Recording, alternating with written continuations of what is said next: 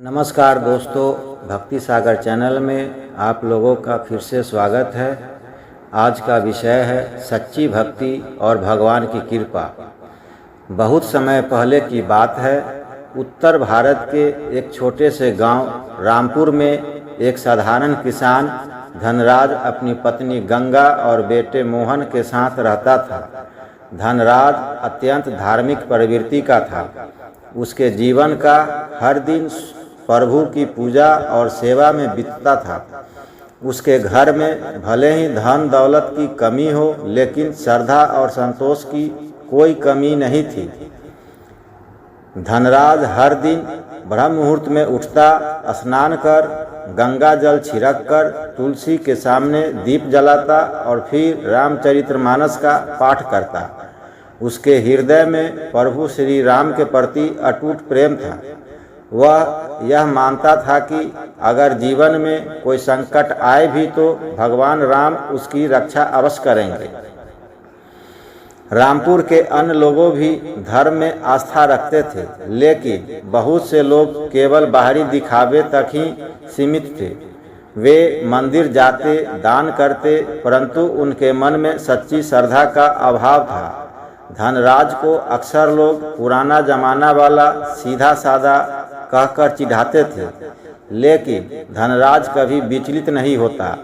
वह बस मुस्कुराता और कहता, भगवान सब देख रहे हैं, किसी के कर्म व्यर्थ नहीं जाते।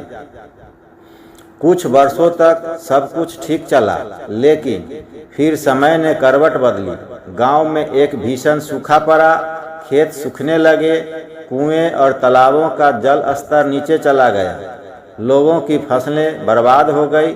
जो किसान धनी थे, उन्होंने अपने पास संचित धन से किसी तरह जीवन यापन किया, लेकिन धनराज जैसे गरीब किसान के लिए यह समय अत्यंत कठिन था।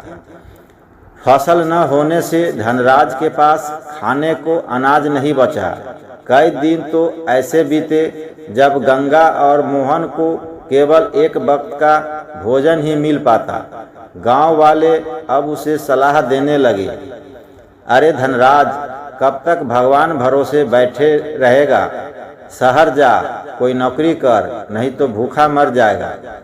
लेकिन धनराज का उत्तर वही रहता, जिसने अब तक जिया है वही आगे भी जिएगा। राम जी पर विश्वास है। एक दिन जब भूख से व्याकुल मोहन ने अपनी माँ से पूछा, माँ, क्या भगवान हमें देख नहीं रहे? तब गंगा की आंखें नम हो गई। धनराज ने यह देखा और उस रात पूरी श्रद्धा से राम जी की मूर्ति के सामने बैठ गया। उसने आंखें बंद की और कहा, प्रभु, मैं आपकी परीक्षा नहीं लेना चाहता, लेकिन मेरा बेटा अब भूख से सवाल करने लगा है। अगर मैंने कभी सच्ची भक्ति की है तो आज मुझे उत्तर दीजिए।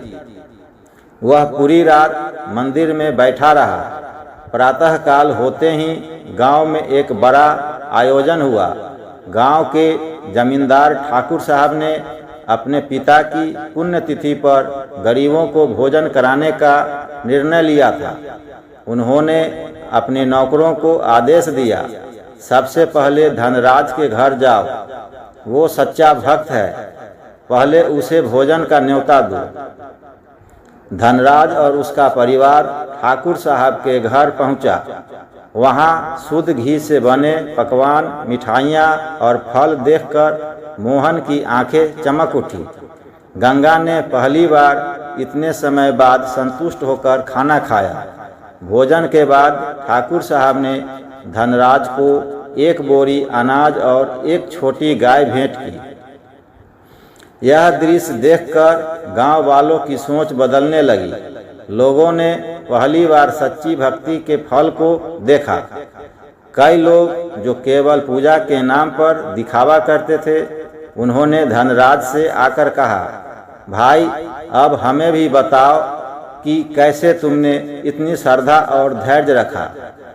धनराज ने विनम्रता से उत्तर दिया, जब तुम्हारा विश्वास अडिग होता है तो ईश्वर स्वयं तुम्हारी परीक्षा लेकर तुम्हें ससम्मान उत्तीर्ण करते हैं। मेरी भक्ति कोई चमत्कार नहीं, बस प्रेम और समर्पण है। कुछ महीनों बाद गांव में रामलीला का आयोजन हुआ। रामायण के पात्रों की भूमिका बांटी जाने लगी। मोहन को भगवान श्री राम का पात्र मिला। उसने न केवल भूमिका निभाई बल्कि मंच पर श्री राम की तरह आचरण करना शुरू कर दिया। उसकी मासूम आँखों से जब सीता माता की खोज में भटकते श्री राम की अभिनय हुआ तो लोगों की आंखें नम हो गई। धनराज को लगा जैसे उसकी भक्ति का प्रत्यक्ष प्रमाण उसके पुत्र के माध्यम से मिल रहा है। उस दिन पूरा गांव खड़ा होकर तालियां बजा रहा था और सबसे पीछे खड़ा धनराज आंखें बंद किए अपने भगवान को धन्यवाद दे रहा था। कुछ वर्षों में धनराज का जीवन बदल गया। उसकी गाय ने दूध देना शुरू कर दिया। फसलें वापस हरी भरी हुई और गांव में उसका सम्मान बढ़ गया। लेकिन वह कभी अभिमान में नहीं डूबा। वह हमेशा कहता, मैं कुछ नहीं, सब कुछ मेरे राम का है। मैंने केवल विश्वास किया, उन्होंने सब संभाल लिया। तो दोस्तों, इस कहानी से ये प्रेरणा मिलती है कि सच्ची भक्ति समय लेती है लेकिन उसका फल अवश्य मिलता है। ईश्वर कभी भी अपने सच्चे भक्त की उपेक्षा नहीं करते। धैर्य और श्रद्धा जीवन की सबसे बड़ी पूंजी है। दिखावे से नहीं, प्रेम और समर्पण से भगवान प्रसन्न होते हैं। समाज में एक सच्चा भक्त कई लोगों को सही राह दिखा सकता है। तो दोस्तों, ये कहानी अच्छी लगी तो लाइक एंड शेयर करें, चैनल को सब्सक्राइब करें।